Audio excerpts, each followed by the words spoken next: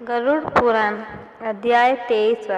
क्या आपने सोचा है कि जब कोई इंसान मरता है तब उसकी आत्मा सबसे पहले क्या देखती है? वो आत्मा उस समय क्या अनुभव करती है? उस आत्मा को लेने के लिए यमलोक से कौन आते हैं?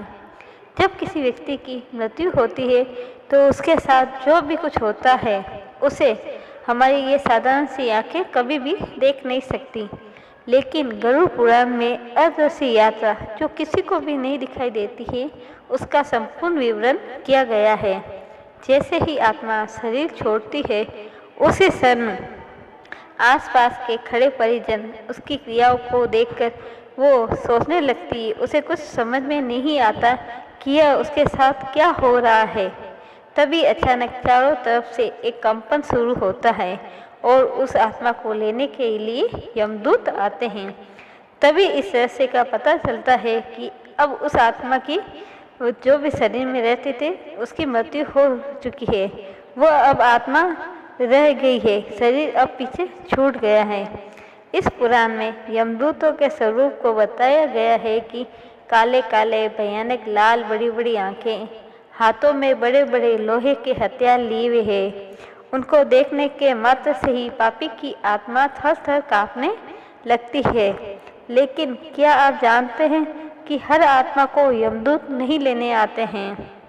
कुछ पवित्र आत्माएं ऐसी भी होती है जिन्होंने अपने जीवन में अच्छे कर्म किए हो, उन्हें लेने के लिए देवदूत आते हैं। वे आते हैं तब चारों तरफ प्रकाशमान वातावरण हो जाता है, चारों तरफ उजाला ही उजाला होता है।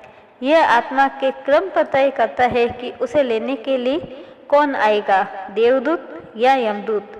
इसके बाद आत्मा को एक ऐसे मार्ग से लेकर जाते हैं जहाँ 84 लाख योनियों के द्वार, भूत लोग, प्रेत लोग और विशेष क्रम भूमि से होकर उस आत्मा को गुजरना पड़ता है।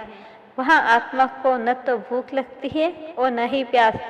इस यात्रा में आत्मा को सामने सबसे पहले अपने जीवन में वे सभी क्रम का चित्रण आता है जो वह आत्मा वापस उन पलों को दोबारा से जीतती है।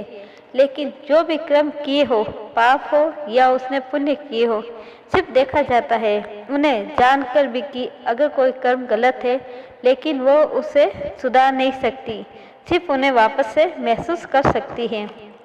इस चरण होने के बाद ही यमराज उस आत्मा को नरक या फिर नरक की यातना के बाद पुनः पुनः जन्म होगा, इसका निर्णय लिया जाता है।